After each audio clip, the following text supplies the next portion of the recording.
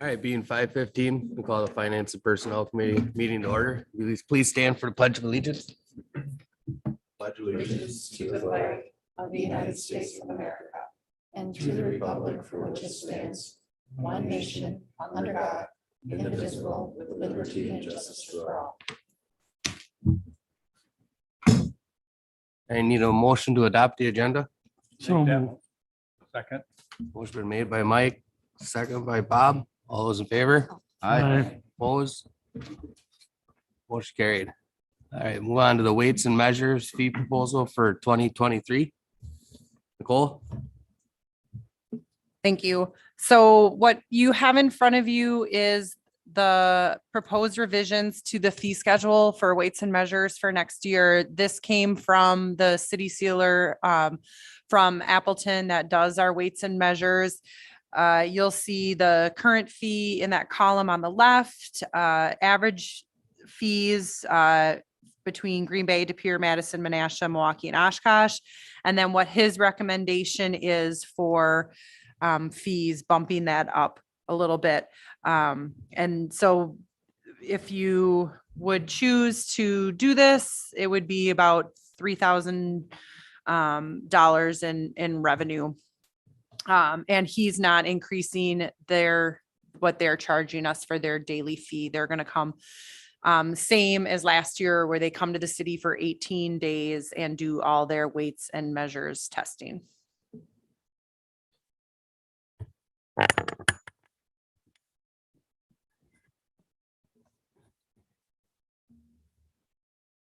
And I guess the idea behind it was mostly an increase for the gas station pumps, and that takes a fair amount of time because every pump that they do, they have to, pump the gas, put the gas back in. So the most of the revenue increase, or the places that are going to see that the most, are the gas stations that have a lot of pumps, like your Quick Trips.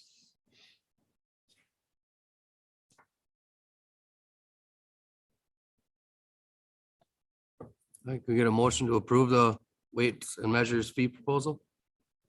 I'll make a motion to approve the weights and measures fee schedule as proposed. Second. Motion been made by John, seconded by Bob. All those in favor? Aye. Opposed? Motion carried. Move on to a resolution urging legislature and governor to fix a broken system of funding critical local services. Chad? So in your packet, there is a resolution. This came from the Wisconsin League of Wisconsin Municipalities. So we've been talking about a little bit about the state and trying to get some attention to have them identify and hopefully fix that the funding system for municipalities is broken, like it says in here. So this has come directly, like I said, directly from the League of Wisconsin Municipalities. This is being considered by many municipalities across the state. So I'm just asking that the Finance and Personnel Committee consider this and make a recommendation to send this to council. And if approved, then we will send this to the state along with many other municipalities. I would make that motion. Second. Motion's been made by Bob, seconded by Mike. To send a resolution to council urging the legislator and governor to fix a broken system of funding critical local services. All those in favor? Aye. Opposed? Motion carried. All right, discussion on revenue sources for 2023 budget and beyond. Chad, Judy? Nothing in particular to talk about at this point in time. This obviously ties into the previous item. I think we've got plenty of other things going on. We just want to make sure this is on the agenda. But after the next election, Judy and I have talked about, we will ask to try to recommend and invite our state legislators to come in and meet with us. It'd probably be at a finance personnel meeting. It'd be good to, make that connection with them and then talk about the revenue sources with next year's or the future budget. So Judy, I don't think there was anything that you had either specific to talk about, but we just want to keep it on the agenda for, make sure it's in our forefront. Correct. All right, moving on to the finance director's monthly reports. Actually, we're at 5 that tax, Tax None. levy. tax levy assessment information.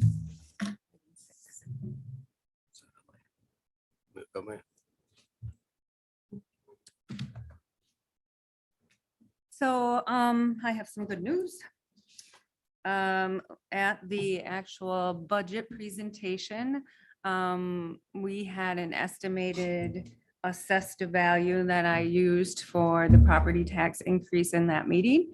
And I think Adam was a little bit more gun shy this year because what happened last year. But to give him a lot of credit for what he did do, because we are in unprecedented times when it comes to the change in market values within our all of the municipalities. So it's kind of hard to target where things are going to be at. It was difficulty to know that the state would hold everything steady last year, and that was going to happen where we saw that increase. But we saw a larger increase than we anticipated in our assessed value, and a larger increase on the Outagamie side versus the Wapaka side. So with our current budget of our tax levy of 3.9 million, we're actually going to see a decrease on the Outagamie County side of $15.45 per $200,000 in value. And instead of the $16.52 increase on the Wapaka side, that will be $10.71 every $200,000 in value. So I thought I would update you on that before we moved into the resolution. Unless anyone has any questions on that. The budget ordinance, that is line item number 6, actually supports what I just talked about. Here's our general fund revenues, our expenditures, the capital fund of $530,000, our wheel tax fund separated from everything else, and then the debt service fund and the tax levy of $3.921 million.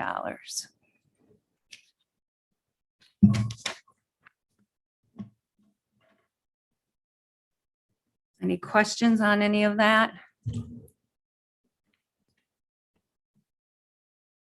Once this ordinance is approved, it will move on to the public hearing and be presented after the public. So there will be a budget public hearing at the council meeting right at the beginning. And then this would be on the agenda for a one reading so that we can move forward with the tax roll. So this will be presented also at council, and the second reading would be waived at the council meeting. But the purpose of this is to move it forward to the council meeting.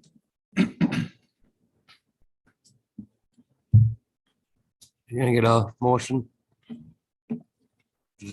So To send moved. the budget to the council? So move here. I'll second that. Motion been made by Mike, seconded by Bob. All those in favor? Aye. Opposed? Motion carried. Now we're on the finance director's report. Thank you. So we are 3/4 of the way through the year as far as presentation. So we would anticipate that 75% of the budget, we would be at about 75% of the budget to date.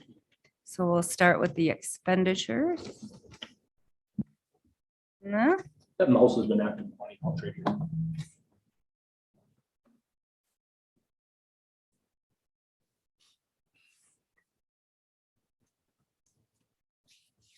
right.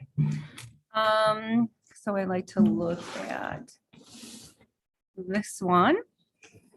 And as you can see, the only ones that are, well, the insurance went down because we actually received our payment from the utility. So it was at over 100%, and now we're at 92.41 because we billed the utility and they paid us for their portion of insurance. So most of that is already paid. So that's probably what we'll see in the insurance arena for the end of the year. Cable 3 is higher than normal because I have the equipment in there and we will be using designated funds for that. Social services, we spent a little bit more money in the fireworks, but we also have the revenue on the other side to pay for it. So we did get 100% of that money reimbursed to us. Equipment replacement is also higher at 114%. Again, we are using some designated funds for some of those purchases. And when I close at year end, those will all come back into normal percentages. Debt service is at 99% because all of our debt is paid for the year. And overall, we're at about almost perfect, 74.89%. Any questions on any of those? At this time, I do not anticipate any of these line items to be over budget. Then we'll go to the revenue side.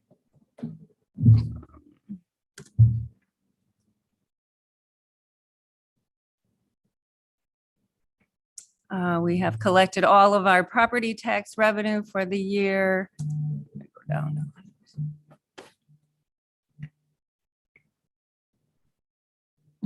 Tax equivalents, that the biggest chunk of that is utilities, and they pay us late in the year. Usually that's presented at the December council meeting. We've received a few, even though it looks like a large number there, a few special assessments from deferred assessments we've had on the books. That one looks larger than anticipated. Shared revenue, we received a portion of that. The rest of that comes in November. Highway aids we receive quarterly, so you can see there's like 25% left in that one. And I expect licenses and permits, most of those have been taken out for the year. Grants and donations, a lot of that is actually overtime dollars for OWI grants that the police department receives through the Wapaka County. Sale of real estate was the longevity building. We're actually starting to collect some interest. So seeing that at 40%, 46%, I expect that to come to or to be at 100% by the end of the year. Any questions on any of those? Again, on the revenue side, I don't expect at this time that any of our revenues will not be collected in full.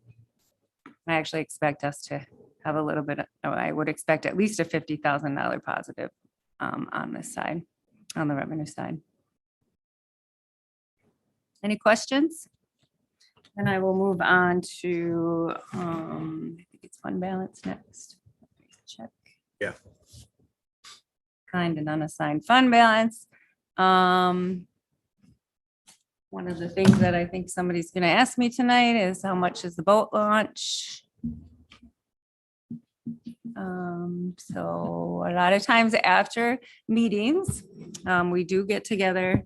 Usually I talk to Robert after his meeting and I talk to Ginger after his meeting, because a lot of times I like to know is there anything discussed in there that I should be aware of? Is there anything I need to do to help you through those meetings? So she said, you guys talked about boat launch and that you might want to know where that balance was sitting. Now I'm trying to find it on this page. There it is.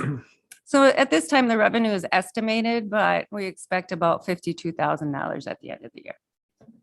So if you're looking at 2023, actually for expensing out of a boat launch, you can take 52 and add about 32 into it. If you want to do a larger project, you can borrow from yourself through the year. Or sometimes we actually go into the negative. So there has been times in the past where we want to get a project done and then we'll just have a negative fund balance and we'll add to it through the years or through, usually it doesn't take a long time. And then once it's positive again, then you'll look at another project in case you want to get something done. Nothing else has changed in this schedule. Does anyone have any questions on any of the other line items before I move on? All right. Then we'll do wheel tax. Wheel tax, again, I am waiting for one final payment on Avon, Lyons and Lima Street. Once that is done, there's a number of expenditures that I will be hitting with that project in completion. One of them will be $277 and $212 out of this fund. And then there's some CDGB revenue coming in, the grant that Missy and I applied for. And then some of it's coming out of bond funding. So I will update these. More likely than not for that February meeting, all of these will be rolled in, and then we will add that street project to this list down here so that people know how these dollars are being spent. They used some of the wheel tax for the Lima streets down here, correct? Correct. We will be actually zeroing this fund out. So if we collect more than 127, 150, so this is actually through August, the revenue side, because we get it a month late. So if we collect more than 127, 150, my anticipation is that we're going to zero this out. So we'll just use more of this money and keep more money in for the projects that we're moving forward in. So then I would update the schedule that we'll talk about here shortly, this one. So as we receive money in, I'm constantly looking at this project list, and then I update this side of it. So here's the financing sources. So if we get some more money, I have the wheel taxi right here for 277. I will update that number, which will allow for A, other things to be done in 2023, or B, less money here in the bonding. So I already know some of these are going to change, including this number right here, because Lions, Lima, and Amon came in less than anticipated. So I'm constantly looking at those and updating the schedule as we move along so that we can know where we're going to sit with bonding, because believe it or not, I will be talking to Phil Cosson here shortly about bonding in 2023, because we have to start pinpointing when that's going to be. Jay actually came in my office today and said, you know, when are we planning on looking at that bonding? So we're going to do it together because it saves us money. So then they pay half and we pay half. And always is best for economies of scale if we do that together. I guess I kind of jumped ahead here.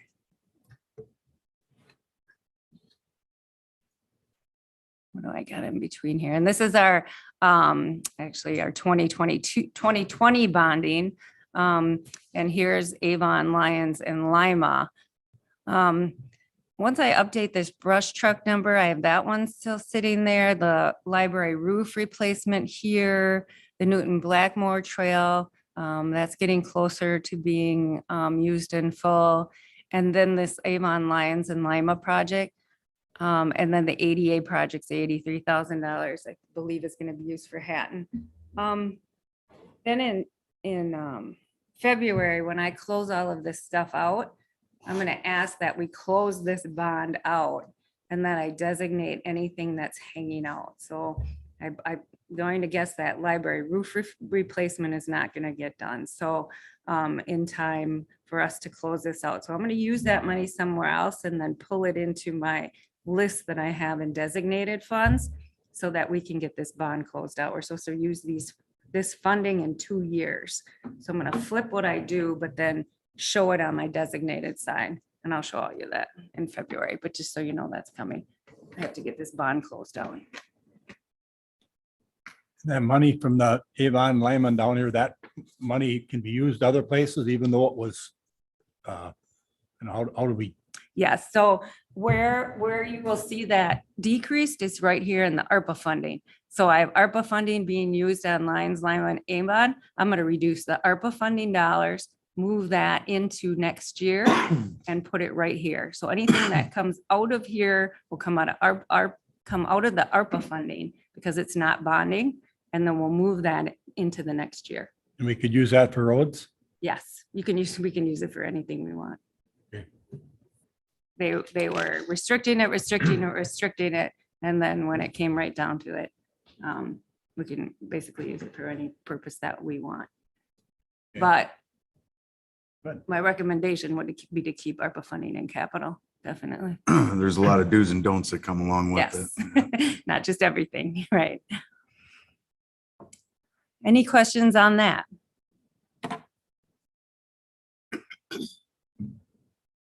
Any of the financial information that I presented? All right, moving on to the director's report, Judy. All right, so as you know, I finalized the 23 general fund, debt service fund, sewage fund, and road tax budget, and I presented that to the council. Then I have to go ahead and prepare the information, the budget ordinance that you saw tonight, and information for the paper. It is required by state statute that we go 15 days prior to that being on the council agenda. So there's specific things that have to happen once that budget is passed. So I attended the CIVMIC annual meeting. We always talk about products, programs. One of the biggest things that we're talking about right now is cyber liability and that whole change in insurance. So very difficult place to find a lot of insurance today in the cyber world. Working with the department heads on updating that capital project and equipment list so that we can present that next finance meeting, after the next finance meeting. Gearing up for tax collection, so having conversations with the team and, you know, who's going to be around. It is also a lot of holiday time.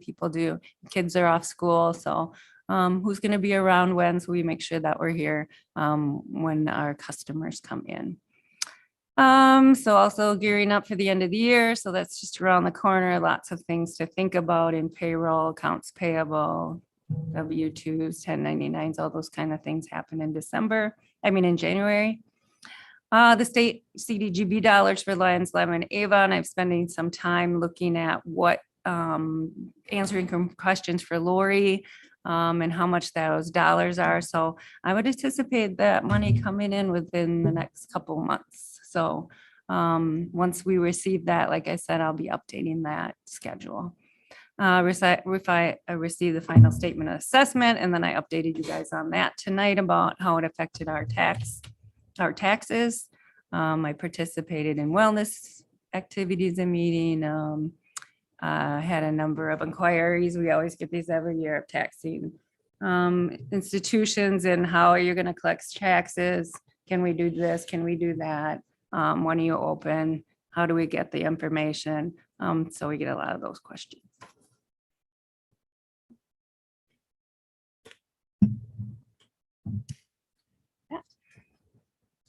All right, moving on to number 7.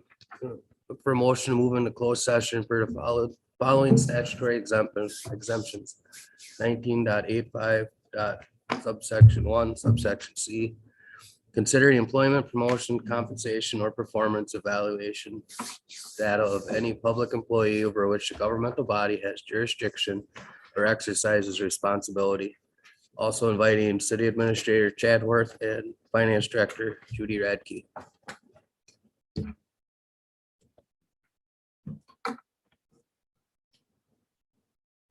Mr. Hess, can you close the door, please? I would actually, I need a motion. Second first. So move. I would actually like to challenge the closed session for what this is employment, promotion, compensation, or performance of any public employee. What we are going to be discussing is a wage scale, which is public record. I don't know if that qualifies for a closed session because we're not talking about any individual employees. We're talking about a wage scale for the city. So I was wondering if we could keep it an open session. The compensation clearly is wages and compensation for the employees. So that's, it is allowed per state statute to talk about compensation and wages in closed session. So it's up to you guys collectively, whether you're going to vote to go in closed session or not.